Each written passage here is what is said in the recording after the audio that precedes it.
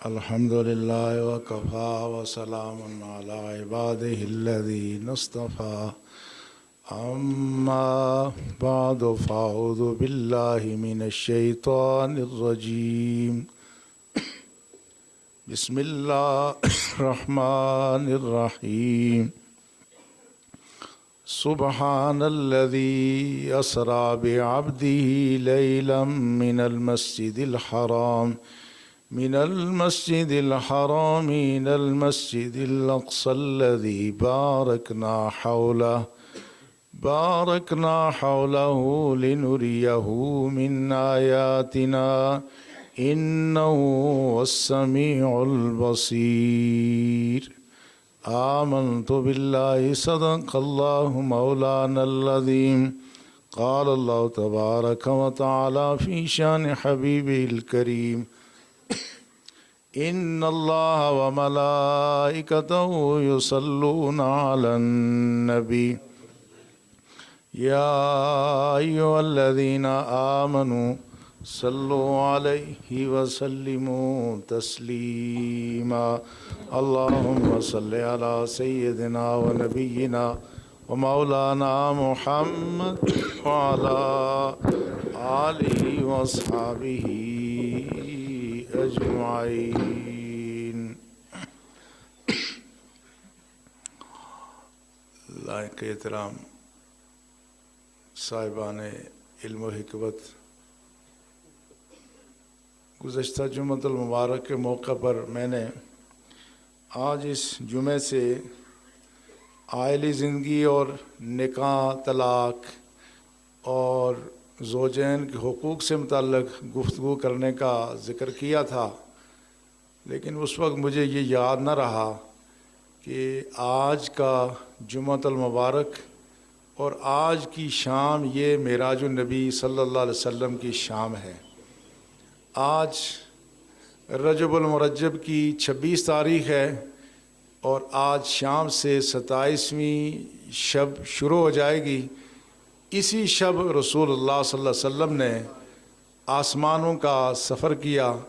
یہ ایک اتنا عظیم الشان واقعہ ہے کہ اس کا تذکرہ نہ کرنا یہ بھی اللہ کی اس عظیم نعمت کی ناشکری ہوگی۔ اس لیے آج ہم اسی کا تذکرہ کریں گے کہ رسول اللہ صلی اللہ علیہ وسلم کو معراج ہوئی، کیوں ہوئی، اس کی حکمت اور مصلحت کیا تھی اور اس کے فوائد کیا تھے۔ آج انشاءاللہ اللہ کے فضل و احسان سے اس کا ذکر کرنے کی کوشش کی جائے گی۔ اہل ایمان، اللہ جل شانہ نے انبیاء کرام کو کچھ ایسی خاص صفتیں، ایک خاص مزاج عطا فرمایا ہے جو عام انسانوں سے مختلف ہے۔ ہمیں جس طرح سے ایک وقت گزرنے کے بعد شدت سے بھوک لگتی ہے، درجہ حرارت بڑھ جائے تو پیاس ستانا شروع کر دیتی ہے، اسی طرح سے انبیاء کرام کو ان کی جو روحانی ضرورتیں ہیں، جو ان کی روحانی، اخلاقی اور باطنی غذا ہے، انہیں اس کا بڑی شدت سے احساس ہوتا ہے۔ بعینی جس طرح ہمیں گرمی کی شدت میں پیاس کا احساس ہوتا ہے، انبیاء کرام کو جب وہ اللہ کا ذکر ان کی زبانوں پر جاری نہ ہو یا ان کی توجہ مخلوق کی طرف چلے جائیں، وہ ایسے ہی ایک تڑپ اور پیاس محسوس کرتے ہیں۔ اور بعض دفعہ جس طرح ہم اپنے دنیاوی مشاغل میں جب مشغول ہوتے ہیں، دکاندار اپنی تجارت میں مشغول ہو، کھلاڑی اپنی کھیل میں مشغول ہو، کوئی بھوکا کھانے میں مصروف ہو، تو وہ عبادت کو بعض دفعہ فراموش کر جاتا ہے، اسے یاد ہی نہیں رہتا کہ عبادت بھی میں نے کرنا تھی یا یہ بھی میری کوئی ضرورت تھی۔ انبیاء کرام کی طبیعتوں اور مزاجوں کا خاصہ یہ ہے کہ وہ بعض دفعہ اللہ رب العزت کی یاد میں جب محو ہوتے ہیں تو وہ دنیاوی ضرورتوں سے مبرہ ہو جاتے ہیں۔ اس لیے رسول اللہ صلی اللہ علیہ وسلم نے ایک موقع پر جب مسلسل روزے رکھنے شروع کیے تو صحابہ نے رسول اللہ کی تقلید میں سحری اور افطار کے بغیر روزے رکھنے شروع کر دیے، تو صحابہ دن کے وقت اپنے معمول کے کام کاج میں بے ہوش ہو کے گرنا شروع ہو گئے، تو رسول اللہ نے پوچھا کیا وجہ ہے؟ تو انہوں نے کہا یا رسول اللہ ہم صوم وصال رکھتے ہیں، یعنی مسلسل روزے رکھتے ہیں، ہم درمیان میں افطار نہیں کرتے۔ تو فرمایا تم ایسا کیوں کرتے ہو؟ عرض کیا یا رسول اللہ ہم نے آپ کو دیکھا کہ آپ ایسا کرتے ہیں۔ فرمایا ایکم مثلی، تم میں سے میری طرح کون ہو سکتا ہے؟ یطعمنی ربی و یسقینی، میرا رب مجھے کھلاتا پلاتا ہے۔ اب وہ کوئی خوراک جسمانی نہ تھی، وہ خوراک روحانی تھی، لیکن اللہ جل شانہ نے انبیاء کرام کے اجساد میں یہ خوبی رکھی ہے کہ ان کو جب روحانی خوراک ملے تو وہ جسمانی خوراک کی کمی کو پورا کر دیتی ہے۔ اس لیے یہ ایک پہلو ہے انبیاء کرام کی خصوصیات کا۔ اور دوسرا پہلو یہ ہے کہ بہت ساری چیزیں جو ہماری آنکھ نہیں دیکھتی وہ انبیاء کرام کی آنکھیں اس کو دیکھتی ہیں۔ بے شمار چیزیں ایسی ہیں، اللہ نے مخلوق میں بعض پرندوں کو وہ خوبیاں دی ہیں کہ وہ دور سے آنے والے خطرے کو محسوس کرتے ہیں، اور وہ رات کو بھی ویسے ہی دیکھتے ہیں جس طرح ہم دن کو دیکھتے ہیں۔ بہت ساری سائنسی ایجادات پرندوں کے اجسام اور ان کی پائے جانے والی خصوصیات سے انسانوں نے، سائنسدانوں نے اخذ کی، اور یہ جو ریڈار سسٹم ہے دور سے آنے والے جہاز کو دیکھ لیتا، کہتے ہیں یہ چمگادڑ سے اس کو لیا گیا کہ اس کے اندر ایسا نظام موجود ہے۔ تو بے شمار چیزیں اللہ نے کچھ پرندوں میں کچھ خوبیاں رکھی ہے۔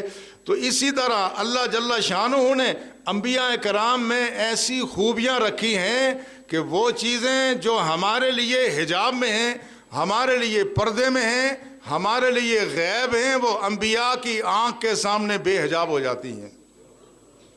اور تیسرا پہلو یہ بھی ہے کہ انبیاء کرام جب اللہ جل شانہ کی یاد میں مشغول ہوں، جب اللہ جل شانہ کا ان کو جتنا قرب نصیب ہو، اسی قدر ان کے غم اور ان کے درد، ان کے تکلیفیں، ان کا احساس کم ہو جاتا ہے۔ اللہ کا نبی جب اللہ کے قرب میں جاتا ہے، جتنا اللہ کے قریب جاتا ہے، اسی قدر اس کی دنیا کے جتنے صدمات ہیں، دنیا کے جتنے ان کے مسائل پریشانیاں ہیں، وہ ساری دور ہو جاتی ہیں۔ ان تین چیزوں کو سامنے رکھنے کے بعد پھر معراج کی حکمت اور مصلحت سمجھ میں آتی ہے کہ معراج یہ غالباً آپ کی ہجرت سے 1 سال پہلے کی بات ہے۔ بعد نے زیادہ عرصہ بھی بیان کیا ہے، یہ وہ مرحلہ تھا جس میں رسول اللہ صلی اللہ علیہ وسلم پر مسلسل پریشانیاں، مسلسل مصیبتیں، اور اس میں وہ جو سال گزرا جس میں آپ کے چچا حضرت ابو طالب کا وصال ہوا اور حضرت آپ کی زوجہ حضرت خدیجہ الکبریٰ کا وصال ہوا، یہ اتنے بڑے صدمے تھے کہ رسول اللہ نے فرمایا یہ نبی کے لیے عام الحزن ہے، یہ پورا سال غم کا سال ہے۔ ایک طرف دشمنوں کی تان تشنی ہے، دشمنوں کی طرف سے مخالفت ہے، آپ کو کوئی مجنون کہتا ہے، کوئی دیوانہ کہتا ہے، کوئی پتھر برساتا ہے، کوئی آپ کے راستے میں کانٹے بچاتا ہے۔ ایک طرف تو یہ ساری صورتحال ہیں، اور دوسری طرف 2 صدمے بھی گزرے۔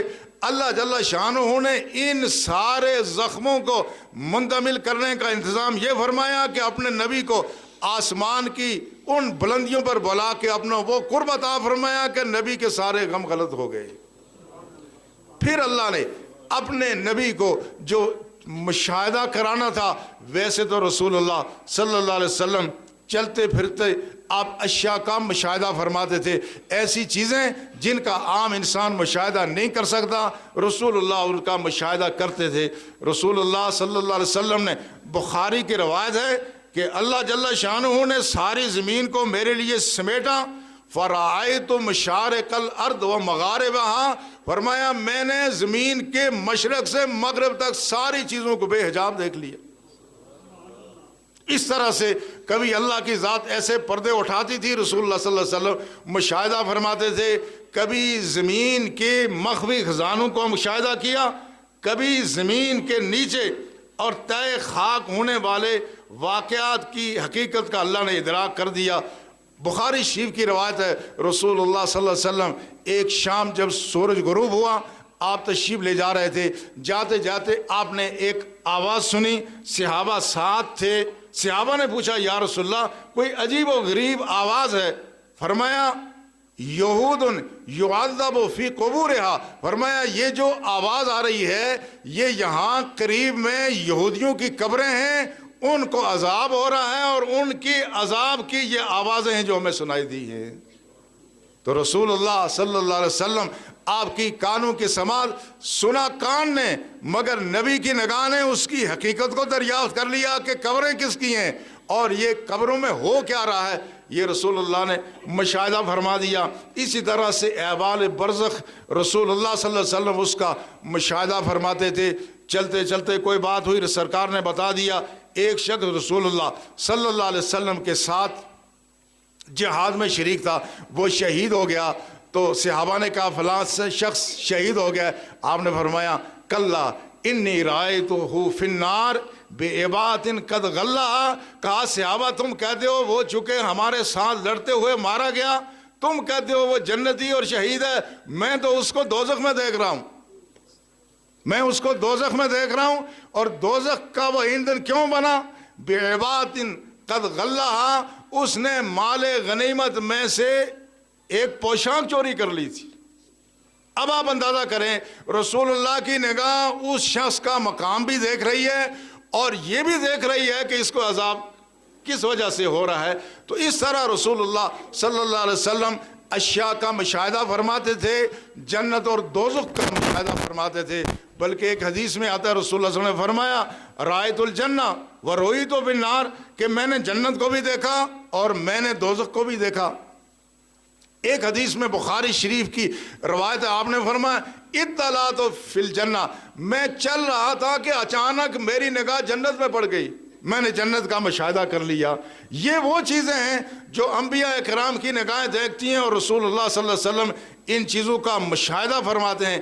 ایک روایت امام ابو داود نے نقل کی ہے، اس میں رسول اللہ نے فرمایا انی رأیت الجنہ، میں نے جنت کو دیکھا، وتناولت عنقودا لو اخذتہ لأکلتم منہ ما بقیت الدنیا۔ فرمایا میں دیکھ رہا تھا کہ جنت میں انگوروں کے خوشے لٹک رہے تھے، تو میں نے چاہا کہ یہ خوشے توڑ لوں، اگر میں توڑ کر کے تمہیں دے دیتا تو قیامت تک یہ کبھی ختم نہ ہوتے۔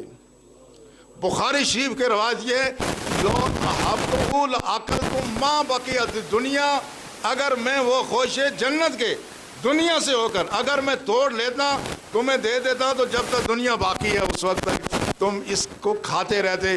اب اس سے یہ معلوم ہوتا ہے کہ رسول اللہ صلی اللہ علیہ وسلم یہاں سے ہو کر بھی جنت اور دوزخ کا مشاہدہ فرما رہے ہیں۔ اس لیے رسول اللہ صلی اللہ علیہ وسلم نے جو بخاری شریف کی روایت ہے، جو رسول اللہ نے آخری خطبہ ارشاد فرمایا تھا جب آپ حجۃ الوداع سے واپسی پر آپ جنت البقیع میں تشریف لے گئے، شہداء احد کے مزارات پر تشریف لے گئے، واپس آ کر آپ نے جو مسجد نبوی شریف میں خطبہ ارشاد فرمایا اس میں جو باقی باتیں تھی وہ تو اپنی جگہ ہیں، مگر آپ نے فرمایا ان موعدکم الحوض، میرے صحابہ اب میری تمہارے ساتھ ملاقات حوض کوثر پر ہوگی، وَإِنِّي رَأَيْتُهُ مِن مَّكَانِي هَٰذَا، میں ادھر بیٹھ کر کے حوض کوثر کا مشاہدہ کر رہا ہوں۔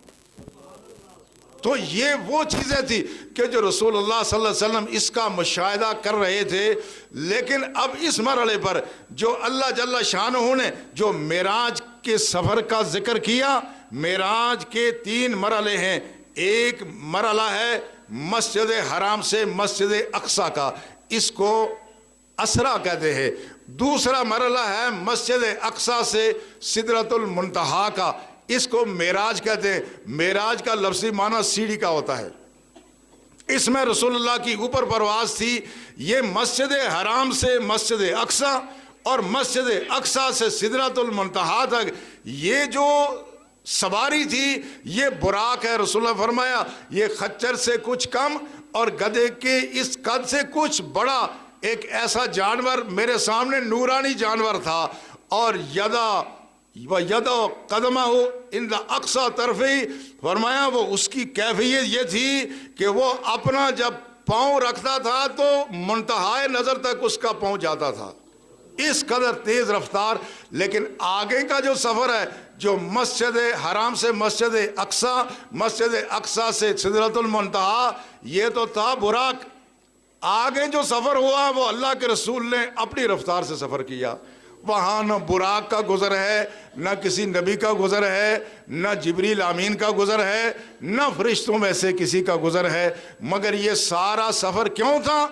یہ اس لیے تھا، قرآن کہتا ہے لِنُرِيَهُ مِنْ آیاتنا، ہم اپنے نبی کو اپنی نشانیاں دکھانا چاہتے تھے، کہ ہم رسول اللہ صلی اللہ علیہ وسلم کو نشانیاں دکھانا چاہتے تھے، یعنی جو چیزیں سننے سے متعلق تھیں وہ ہم سنانا چاہتے تھے۔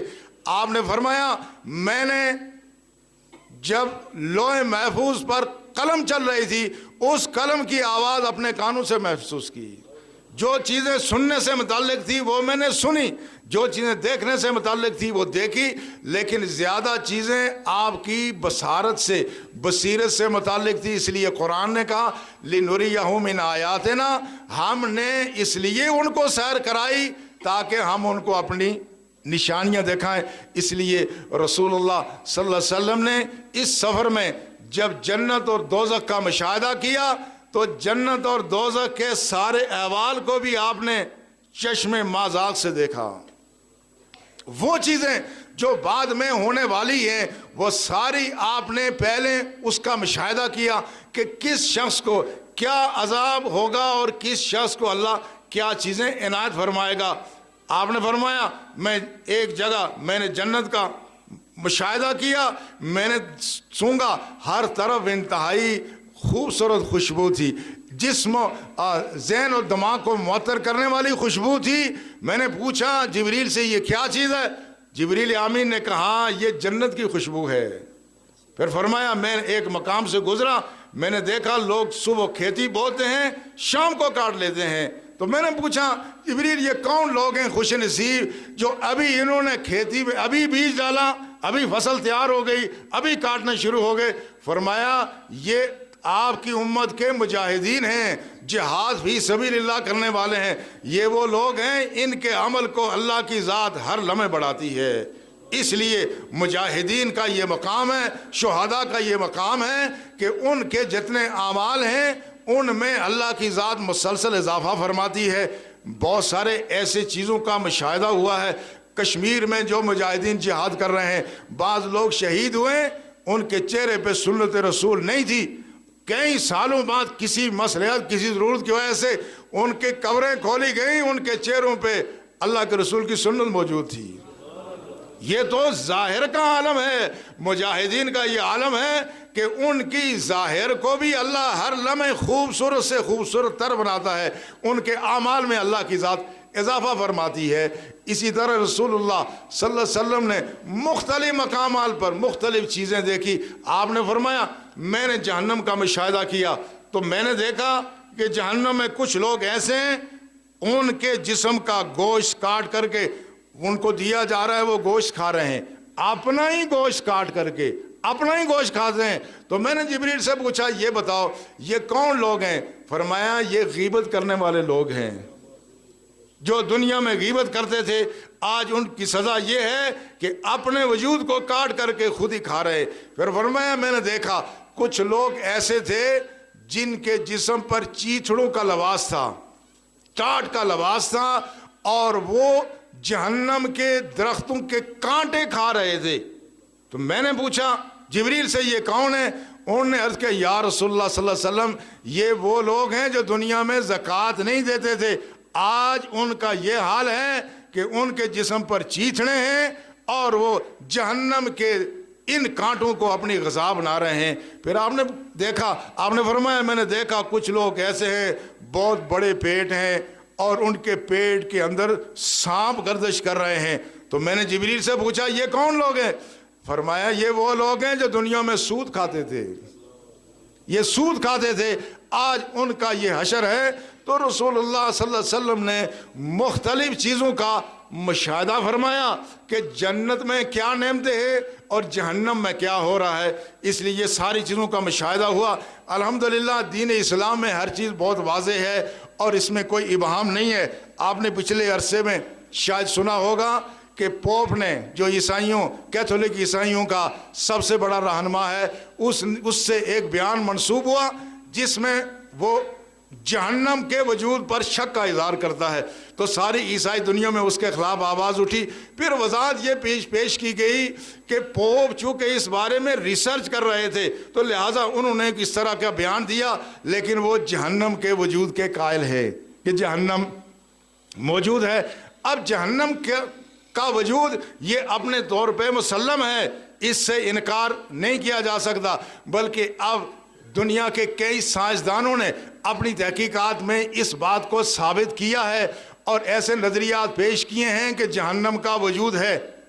آپ میں سے بہت سارے لوگوں نے پچھلے عرصے میں 13 مارچ کو جو برطانیہ کا ایک بڑا عظیم سائنسدان اسٹیفن ہاکنگ، جس کا انتقال ہوا 76 سال کی عمر میں، یہ وہ عظیم سائنسدان ہے، کہا جاتا ہے آئنسٹائن کے بعد اتنا بڑا سائنسدان مغرب کی دنیا میں پیدا نہیں ہوا۔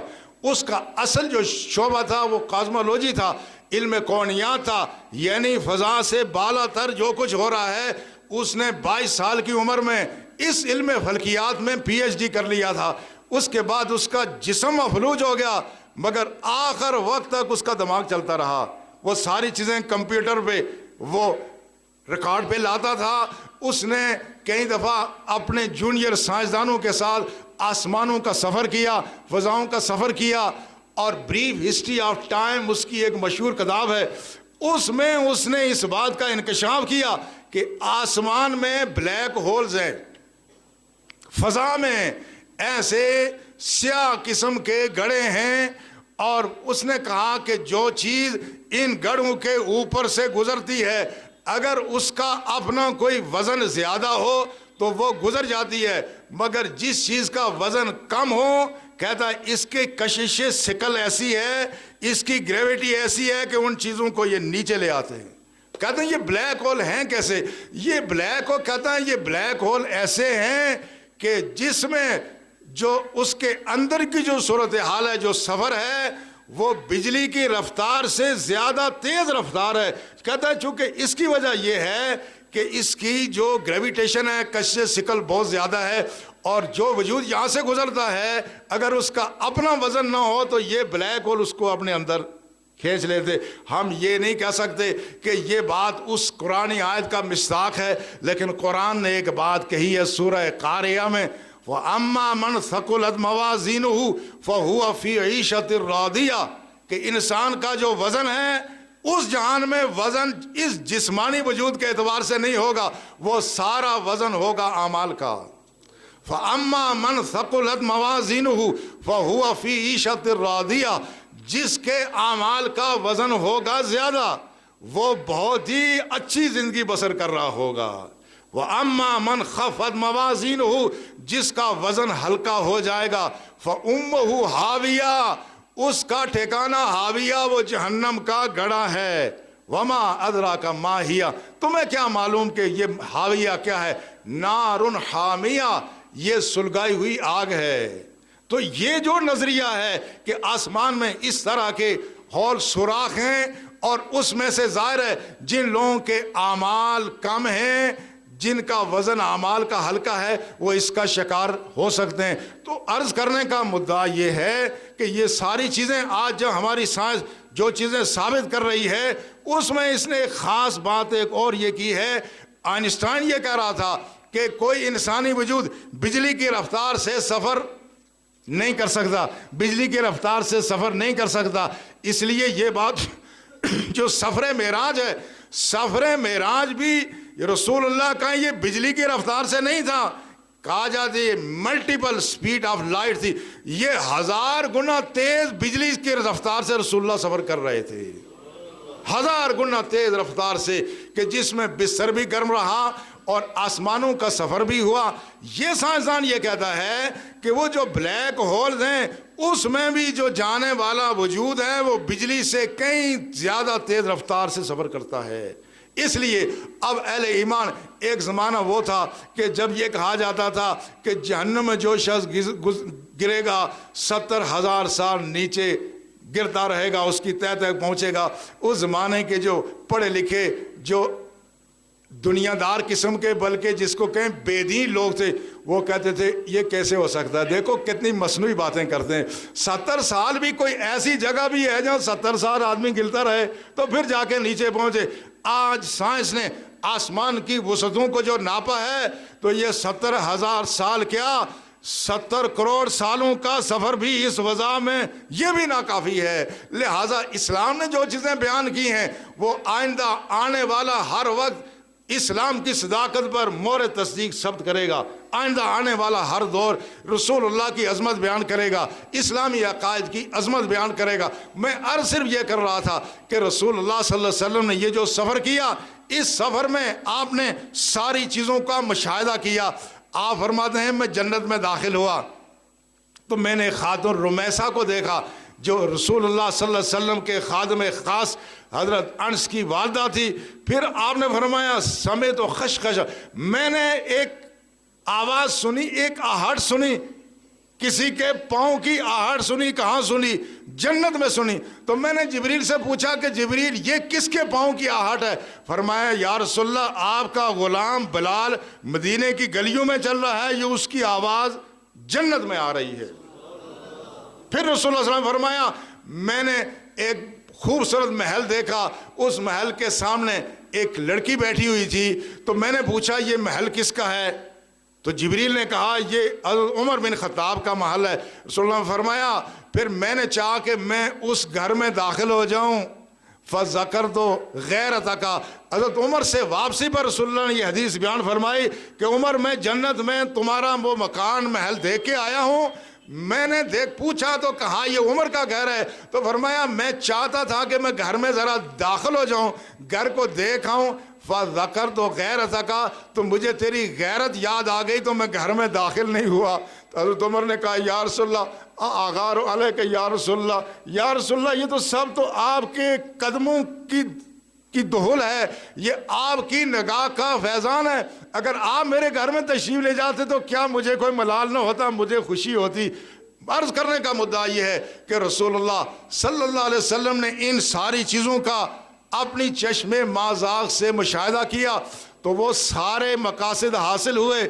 جب پھر خاص طور پہ جو اللہ کا قرب حاصل ہوا، فَكَانَ قَابَ قَوْسَيْنِ أَوْ أَدْنَىٰ، جب اللہ کے حبیب جنہوں نے بدر و احد کے مارکوں میں شریک ہونا ہے، جنہوں نے دندان مبارک شہید کرانے ہیں، جنہوں نے بہت صدمے سہنے ہیں، یہ ساری چیزوں کا مداوع اللہ رب العزت نے پہلے کر دیا اور اتنا قرب ہوا کان قاب قوسین و ادنیٰ، جس طرح دو قوسوں کے درمیان فاصلہ ہوتا ہے بلکہ اس سے بھی کم فاصلہ ہے۔ تو ساری اللہ نے اپنے حبیب کو اپنی زیارت سے مشرف کیا، جنت و دوزخ کی آپ کو سیر کرائی، سارے حالات کا مشاہدہ کرایا، اور پھر رسول اللہ صلی اللہ علیہ وسلم کو تسکین قلبی عطا فرمائی۔ لہٰذا یہ جو عظیم سفر ہے یہ اسلام کی صداقت کی ایک اہم دلیل ہے اور ساری دنیا یہ بات مانتی ہے۔ میں نے ایک دفعہ کہیں برطانیہ میں ایک انگریز کسی کی کتاب پڑھی تھی، آفٹر لائف اس کا عنوان تھا، اس نے اس بات کو تسلیم کیا، اس نے کہا یہ جتنے بھی دنیا کے بڑے مذاہب ہیں ان کے جتنے بانی ہیں، یعنی جتنے انبیاء کرام ہیں، اللہ نے ان کو یہ طاقت دی تھی کہ وہ اس زمین سے سفر کر کے ہیونلی ریلم یعنی اس جنت کی فضا میں جانے کی اللہ نے انہیں قدرت عطا فرمائی تھی۔ یہی بات انجیل مرقس میں ہے کہ حضرت عیسیٰ علیہ السلام اللہ کے دائیں طرف جا کے تشریف فرما ہوئے، یہی بات کتاب السلاطین میں ہے، یہ عہد نامہ قدیم میں یہ بات موجود ہے کہ حضرت ایلیا یعنی حضرت الیاس علیہ السلام کے سامنے ایک گاڑی ظاہر ہوئی، آگ کی گاڑی تھی جس کے آگے گھوڑا تھا، اس پہ سوار ہو کے وہ آسمانوں پر خدا کے پاس چلے گئے۔ لہٰذا یہ وہ مسلمہ عقائد ہیں جن میں کوئی شبہ نہیں ہے۔ اللہ ہمیں توفیق عطا فرمائے کہ اللہ نے جو چیزیں ہمیں رسول اللہ صلی اللہ علیہ وسلم کے ذریعے سے ہمارا ٹھکانہ ہمارا انجام ہمیں بتا دیا، اللہ کرے ہم ہر لمحے جنت میں داخل ہونے، جنت کی نعمتوں سے مستفید ہونے کی اپنے دل میں تڑپ محسوس کریں، اور وہ چیزیں جو اللہ کی ناراضگی اور جہنم جانے کا ذریعہ ہے اللہ ہمیں اس سے محفوظ فرمائے۔ آج کی رات کے لیے کوئی مخصوص عبادت تو نہیں ہے، لیکن آج کی رات اگر ہو سکے آدمی قیام کرے، رسول اللہ پر کثرت سے درود و سلام بھیجے اور اگر ہو سکے آج کئی لوگوں کو میں نے دیکھا، کئی لوگوں نے آج روزہ رکھا ہوا تھا، آج بھی روزہ رکھا جا سکتا تھا، کل بھی روزہ رکھا جا سکتا ہے. یہ اظہار تشکر بھی ہے، اپنے قلب و نظر کو صاف کرنا بھی ہے، اور اللہ کی سرمدی نعمتوں اور اللہ کی رضا اور خوشنودی حاصل کرنے کے لیے اختیاری بھی ہے. اللہ ہمیں اس کی توفیق عطا فرمائے. وما علینا الا البلاغ.